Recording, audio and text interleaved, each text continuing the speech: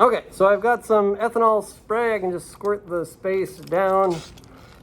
It's also nice and kind of therapeutic, really. So I just squirted a pretty generous amount of this onto the bench top, and I'm going to wipe it.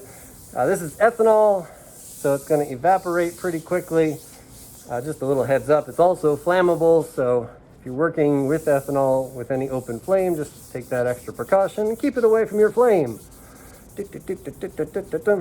All right, so this kind of pushes the cells around, should they be there.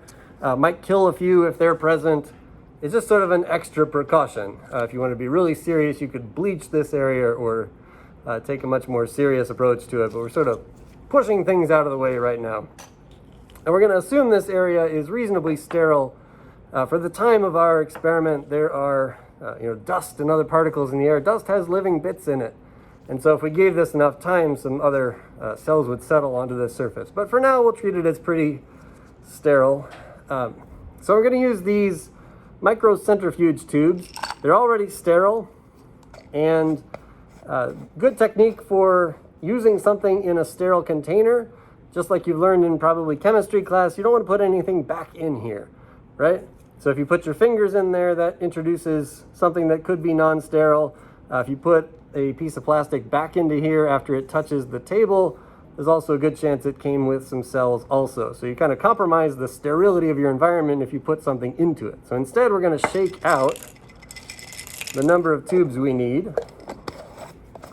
I'm quite fond of closing these right away. So if I close these up, then I can be reasonably assured that the inside of these stays sterile. So just like this container, once it's been autoclaved and closed, there's no way that anything alive is going to drift into there. So it's not exactly airtight, but it's also way more difficult for a cell to get in there than would just happen typically. All right, so I'm going to close these up, put them in here. I'm going to move on next to preparing our dilution series.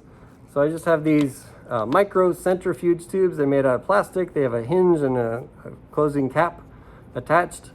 I'm going to label them and add some water to that to prepare them for the dilution series.